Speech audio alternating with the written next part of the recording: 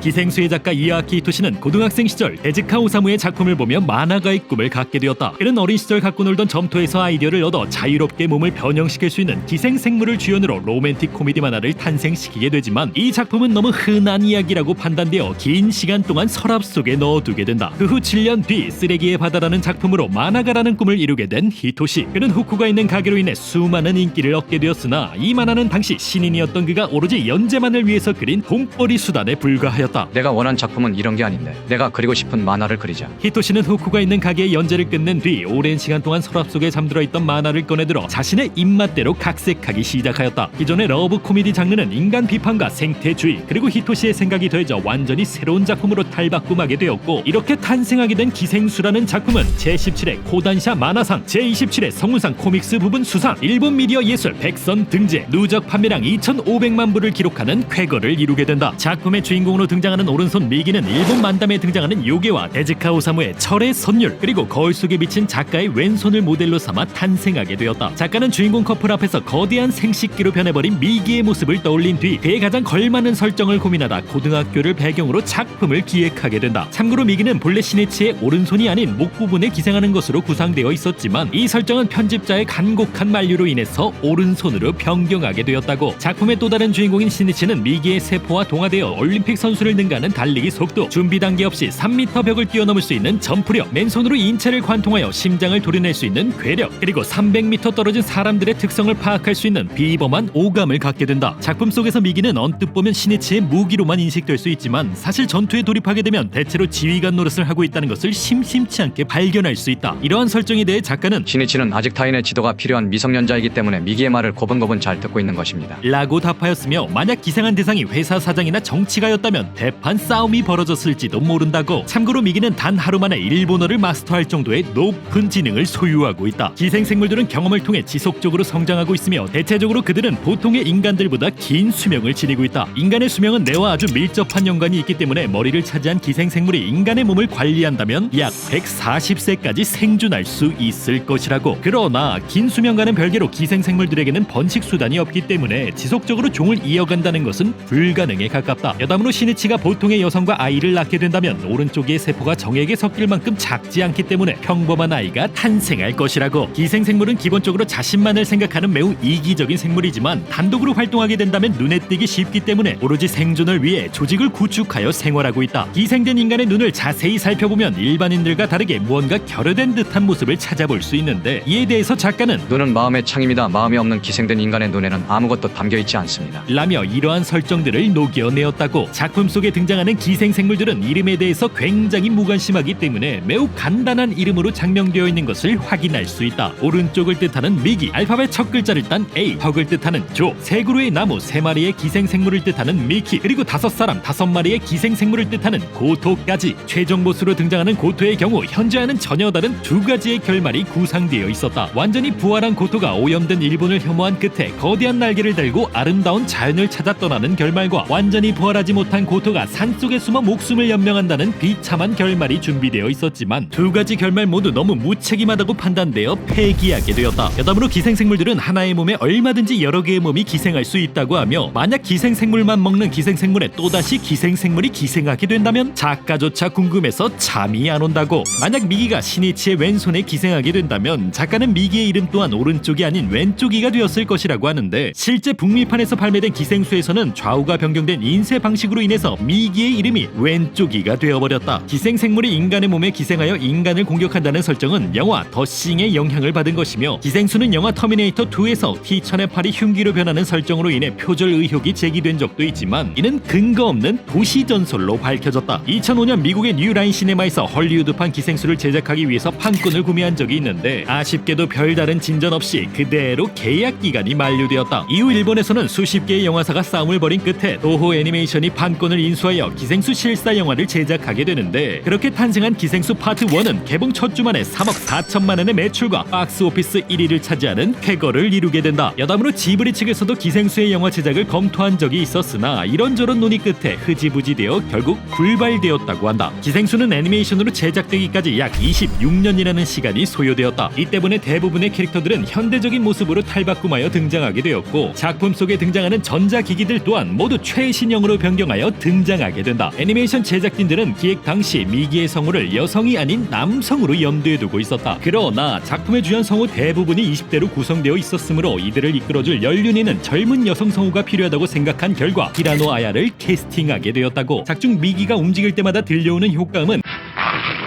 2013년 휴먼 비트박스 배틀 재팬의 우승자 링카가 직접 녹음한 것이며, 제작진들의 말에 따르면 미기는 인간인 시니치와 몸이 섞여 있기 때문에 인간이 낼 수 있는 소리의 전문가이자 시니치와 같은 고교생 신분을 가진 링카를 캐스팅하게 되었다고. 기생수 애니메이션의 제작팀은 전부 기생수의 열렬한 팬으로 구성되어 있다. 때문에 제작 도중 원작에 있던 대사가 잘려있으면 감독님 여기 대사 빠져있는데요 라고 불평하기 일쑤였고, 일본 감독 또한 팬으로서의 자신과 일꾼으로서의 자신 사이에서 엄청난 갈등을 겪었다고 한다. 애니메이션 속 시니치의 머리 스타일은 몸의 오른쪽 부분이 더 무겁게 느껴진다는 이유로 8:2 가르마에서 5:5 가르마로 변경되었으며, 기생 전과 기생 후의 확연한 차이를 두기 위해 원작에는 없던 안경을 추가하게 되었다. 참고로 흡연자로 등장하던 캐릭터 카나는 비흡연자가 되었고, 성격은 좋지 않았지만 등교는 꾸준히 하고 있던 마치오는 어느새 자퇴생이 되어버렸다. 기생수 애니메이션의 에피소드 제목 육체의 악마, 뭔가 길을 찾아오다, 행복한 가정, 죄와 벌 등은 전부 문학작품의 제목을 차용한 것이다. 여담으로 미기는 페어리테일과 헌터헌터 마지막 에피소드에서 카메오로 등장한 적이 있다. 현실에서는 기생수의 설정과 비슷한 외계인 손 증후군이라는 것이 존재한다. 한쪽 손이 자신의 의지와 상관없이 마치 외계인이 조종하는 듯한 증상을 지닌 이 증후군은 1909년 학계에 처음 보고되어 지금까지 약 50건 정도의 사례가 정식으로 알려지게 되었다. 기생수는 2014년 중국에서 최우수 애니메이션상을 수상하게 되었지만, 그로부터 얼마 뒤 중국 문화부 측에서 폭력, 욕정, 테러 활동을 과장하는 내용이 포함되어 있다는 이유로 방송 금지 처분을 당하였다. 기생수라는 작품은 본래 3부작으로 기획되어 있던 단편작에 불과하였다. 그러나 매우 신선한 소재와 독자들의 뜨거운 관심으로 인해 장기 연재가 진행되었고, 이후 작가는 5권을 끝으로 작품을 마무리 지으려 했지만 연장의 연장을 거듭한 끝에 결국 10권 분량으로 막을 내리게 되었다. 기생수의 연재가 종료된 뒤 2018년 기생수의 스피노프 작품인 기생수 리버시가 발매하였다. 본 작품은 원작자 이아키 히토시가 아닌 철풍의 작가 오타모레가 집필하게 되었는데, 그는 중요 인물 중 한 명인 히로카와에게 매료되어 그의 아들인 타츠키를 주인공으로 원작자가 그리지 못한 부분을 상상하며 자신만의 기생수를 탄생시키게 되었다. 참고로 원작에서 기생수라는 단어는 히로카와 타케시의 연설에서 딱